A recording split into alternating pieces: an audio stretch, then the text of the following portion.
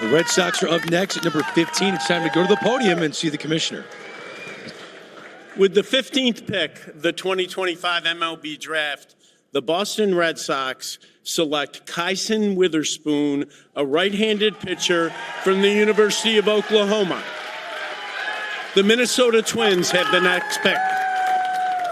He's 20 years old, 6'2", right-handers. Numbers this year terrific, 10-4 ERA at 2.65, 11.7 K per nine, 16 starts. Kyson Witherspoon.com have him rated number 10. Baseball America number 7. So getting Kyson Witherspoon here at number 15, a bargain for the Red Sox, Dan. I mean, I love this young man. I love the whole story about he and his twin brother, their impact their mom has had on their lives. I'm going to go on record as saying, because I do this all the time, this guy has more upside of anybody that's been taken from a pitching standpoint. I think this young man is just scratching the surface on how good he can actually be. We're talking about a unique delivery, but an incredible, powerful athlete that happens to be a pitcher. Wow, I love that. Lance Brozdowski, who evaluates all the stuff that comes out of these guys' hands. Do you agree with that assessment? Yeah, I think it's fascinating, particularly when you put him on the Boston Red Sox, a team that I've talked to them. They do not like four-seam fastballs, right? They only like really good four-seam fastballs is what I've been told. So that's the question here. Do they look at Kyson Witherspoon and go, we love this four-seam fastball enough for him to throw it over 40% of the time in the big leagues? My bet is no. I think they're targeting the slider and the cutter here in particular, and that's why I have this board here. This cutter is sick to me for a particular reason. You see the velo is on par with everything else. Average horizontal break on the pitch is higher. So generally, as you push velocity up, you start to lose some of those lateral traits and those depth traits. But Witherspoon has an innate ability to maintain those at about this 90-mile-per-hour window. This is the pitch I think the Red Sox are looking at and going, we want this thing to either hand an ISIF hitter a bunch. We'll back off your forcing fastball, maybe give you a sinker, maybe play around with the curveball and push the velocity up there. But that's the approach here. I'm not entirely sure it is. We love this fastball enough to throw it a bunch. It sounds like a perfect fit for the Boston Red Sox and their pitching philosophy. Lance Brozdowski, thank you so much. Once again, we're giving you live coverage of the 2025 MLB draft. We've seen a lot of surprises. And obviously left-handed bat that can hit for power and average. Yeah, he reminds me a lot of Ryan McMahon, who when I saw him as a young player. Of the 2025 MLB draft, the Boston Red Sox select Marcus Phillips, a right-handed pitcher from the University of Tennessee. The Detroit Tigers have the next pick. Do you have any players left? Marcus Phillips, 6'4", 246 pounds. He goes 33 overall to the Red Sox.com, and number 61. Baseball America, number 68. Tony, he once again exceeds expectations. Yeah, I mean, a story of development. You got a kid that's from the North, from the Dakotas, goes to junior college. He was a two-way athlete, wasn't sure if he was going to be a hitter or a pitcher. From the moment he decided he was just going to be a pitcher and he was going to be a guy, you've seen a gradual progression in literally every single category, whether it's getting his delivery under control, throwing more strikes, holding on runners, which became an issue in the middle of the year that he literally fixed mid-season. But the biggest thing is just the maturation process. The way he started talking different, the people he was hanging out with, just an awesome development piece. And a lot of these guys have been on the scene and done all this, the fancy events for a long time. This kid was on the outside looking in, and he kicked the door down, and kudos to him for what he's got going on right now. And I think he's got a lot of room for improvement. I thought your biggest challenge would be the football team.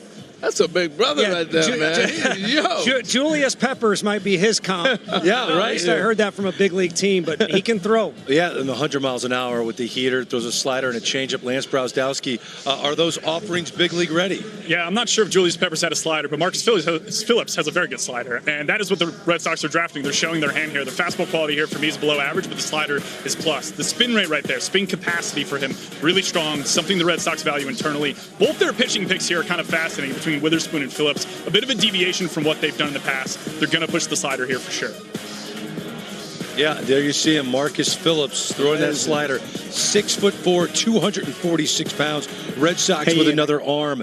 Back to the podium we go because number 34, it's the Detroit Tigers. We are in the compensation round now, so we are flying. A couple picks were made during the commercial break. Max Ballou, outfielder from Texas, was just selected by the Rockies. Ballou is power over hit. Cabal is hit over power.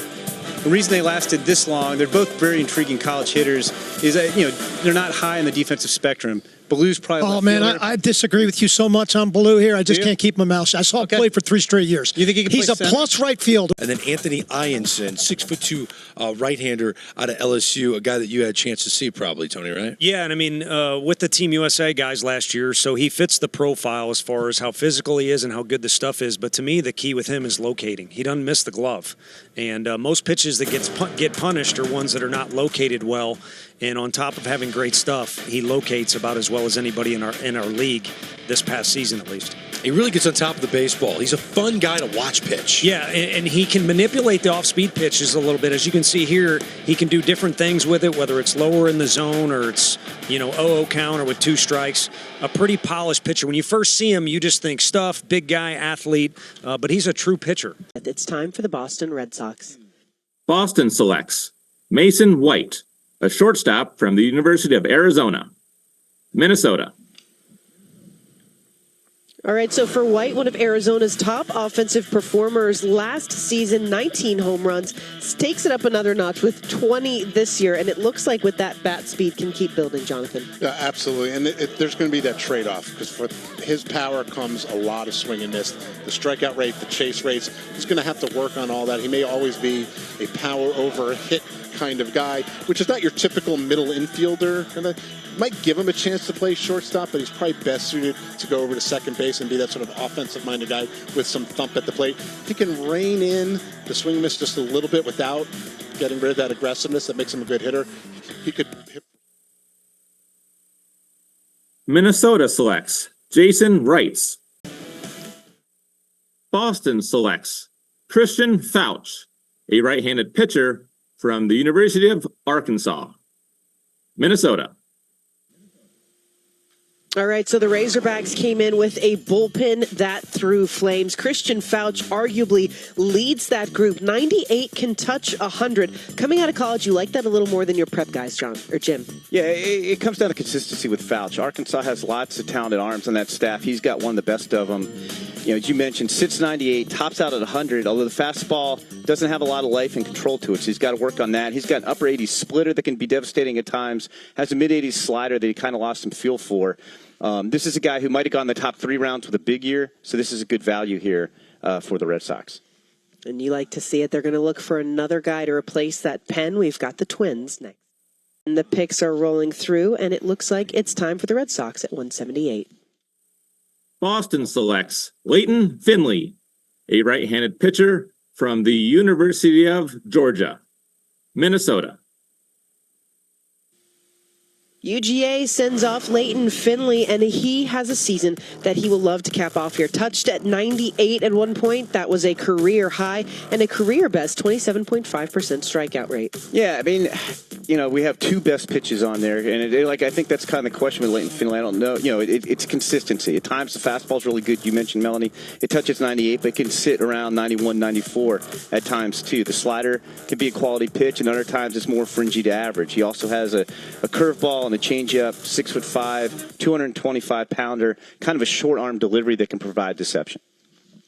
And again, he's going to try to work through this year. By the way, his brother Jackson pitched at Georgia Tech, so it sounds like they've gotten over the family rivalry. Did move on to be selected by the A's. Leighton went to the right school. Yeah. Wow. Big opportunity here for these guys at the transfer portal. We have the next pick. Austin selects Miles Patton, a left-handed pitcher from Texas A&M, Minnesota. All right, so for Patton, starts the year pretty strong overall, just kind of struggled down the stretch to finish it. Some of those numbers ultimately end up moving up a little bit out of that 3/4 arm slot. Yeah, he's a finesse lefty. The Red Sox have just pounded pitching throughout the draft. I haven't lost track. I think that's at least 5 pitchers and maybe more that we've gotten through the 7th round. They had a couple extra picks. He was at Long Beach State, 30% strikeout rate last year before he had a back injury. He stayed healthy all year. Did have a 5.26 ERA, 25% K rate. But it's fastball command, a lot of 88 to 90 miles an hour with the fastball. And he really tricks hitters. He's got a upper 70s changeup that's got some good shape and depth to it. Picks continuing to roll in here. Sounds like the Minnesota Twins have their next in. And as he just said, another chance to continue building here for Miles Patton. Boston selects Dylan Brown, a left-handed pitcher from Old Dominion University, Minnesota.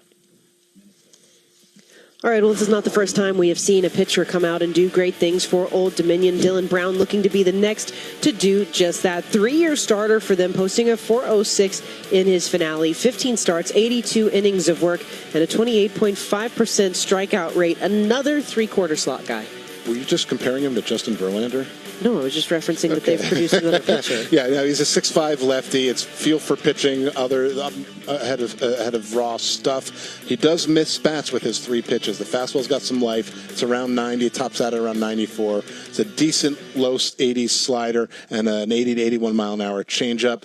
When he's on, they're all average, and he can throw all of them for strikes.